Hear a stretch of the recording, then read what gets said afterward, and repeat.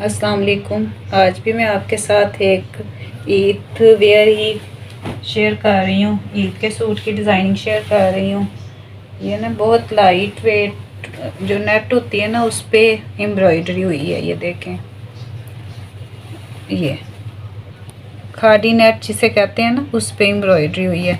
अब मौसम देखें बहुत शदीद है, तो इसकी जो है ना फिर लाइनिंग मैंने कॉटन लॉन जो स्टफ़ होता है ना, उसकी यूज़ की है। और इसके बारे में भी थोड़ा सा मैं आपको गाइड करूँगी कि किस तरह आपने इसकी लाइनिंग जो है ना इसके साथ अटैच करनी है, और ये मैंने किस तरह स्टिच किया। ये वाइट कलर का था और मैंने इसके नीचे वाइट कलर की ही जो है ना लाइनिंग यूज़ की है।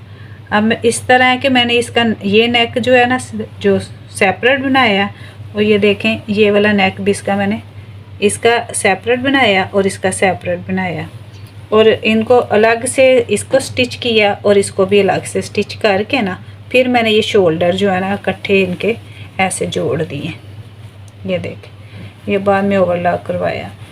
और इसी तरह जो है ये स्लीव्स भी मैंने इनको दोनों को इकट्ठा ही ऐसे जोड़ा, लेकिन जो अंदर की जो सिलाई है ना वो मैंने सेपरेट सेपरेट कर दी है, ताकि जब ये पहना जाए तो इस जो स्टफ़ की अपनी लचक होती है वो वहीं रहे, और उसकी अपनी और इजी फील भी रहे, और गर्मी में ये इरिटेट भी ना करे।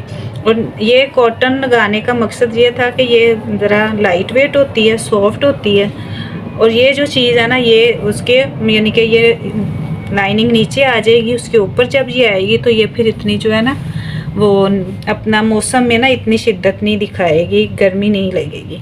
और इसीलिए इसी तरह का आपने भी अगर चूज़ किया अपने लिए ईद का, तो इसी तरह ही आप जो नीचे वाला प्लेन कपड़ा है ना वो बचाए कि आप कोई रेशमी सिल्क शमूस इस तरह का, या और कॉटन नेट भी आजकल चल रहा है, लेने की बजाय आप लॉन या कॉटन स्टफ़ पे लें तो वो ज़्यादा अच्छा और ट्रेंडी लुक आएगी उससे।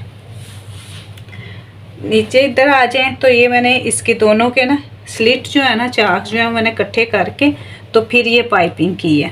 और पाइपिंग भी मैंने जो की है ना वो मैंने सूती कपड़े की है, वो शमूस की नहीं की।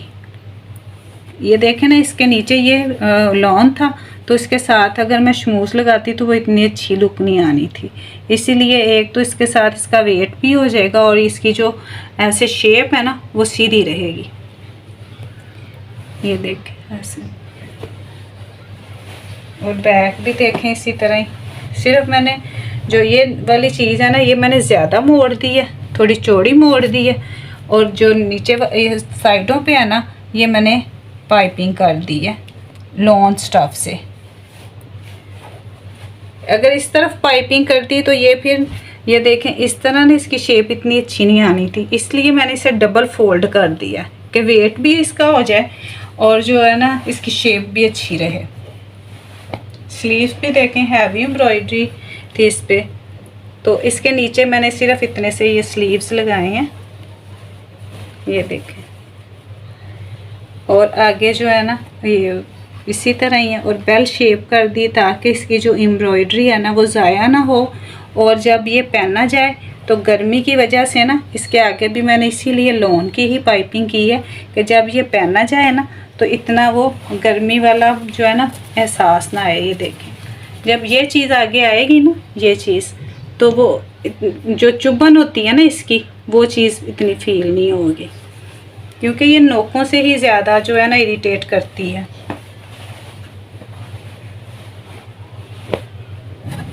ये देखें ट्राउज़र भी जो है ना इसका, फिर इसको देखते हुए ये कॉटन स्टफ़ पे जो इसकी लाइनिंग लगाई है ना उसी से ही मैंने इसका ट्राउज़र भी इकट्ठे ही कपड़ा लिया था, स्टिच किया, और इसको मैंने कटिंग इसकी पैंट ट्राउज़र की तरह ही हुई है, फ्रंट और बैक सेपरेट सेपरेट, लेकिन इसको मैंने स्टाइल जो है ना जैसे चूड़ीदार पजामे का आता है ना उस स्टाइल में, लेकिन इसकी जो है ना ऐसे खड़ा ट्राउज़र इसको आप कह सकते हैं कि वो लुक आएगी।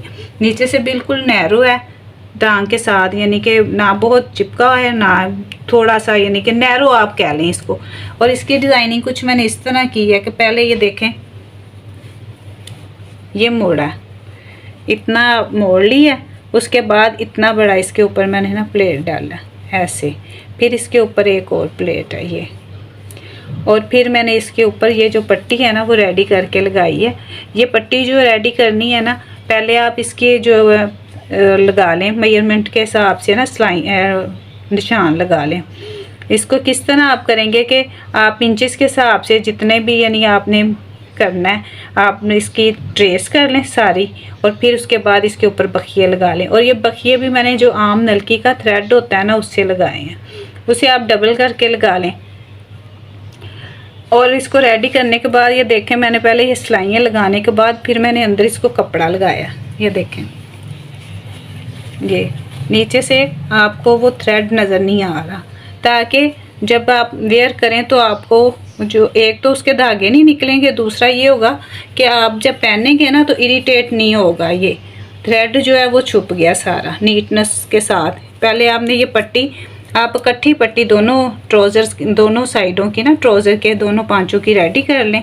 फिर हाफ हाफ करके इसमें फिर ज्वाइंट मैंने इस तरह किया कि स्टिच नहीं लगाया, एक पढ़ ली है, इसको इधर से पकड़ा और इसके साथ जोड़ दिया। इसी तरह ये करते हुए ये सारा लग गया। और उसके बाद फिर दूसरी तरफ से ये देखें, फिर ये दूसरी तरफ से जोड़ दिया, तो इस तरह ये शेप आ जाती। एक तो ये कि ये फैंसी सूट है ना, उसके साथ ये वेयर किया हुआ मौके की मुनासबत से अच्छा लगता है। यानी आप ईद पे अगर वेयर करेंगे तो वाकई ही इस पर फैंसी लुक आएगी ट्राउज़र में भी, और ईद वेयर लगेगा। दुपट्टा इसका ऑलरेडी जो है 2 शेडेड था, ये वाला और ये ऑफ वाइट और ये, तो इसके वो मैंने कुछ भी नहीं किया, इसी तरह ही साथ इसके। अभी देखेंगे शायद इसको पीको करवा लूँ फैंसी या पलटा लगा लूँ, वो भी नहीं किया। अभी इसको रेडी करना है, तो स्क्रीनशॉट ले लें इसका। आई होप कि डिज़ाइनिंग अच्छी लगी होगी और आपको मेरी जो टिप्स हैं ये लाइनिंग के बारे में वो समझ आ गई होगी कि इस मौसम में आपने किस तरह इसकी सूट की लाइनिंग लगानी है। और ट्राउज़र का डिज़ाइन भी अच्छा लगा होगा आपको। अगर मेरी वीडियो अच्छी लगी है तो लाइक करें और अभी मेरे चैनल को सब्सक्राइब करें अगर नहीं किया तो, और अगर सब्सक्राइब किया है तो बेल आइकॉन ज़रूर दबाएं ताकि मेरा हर नोटिफिकेशन आप तक पहुंचे।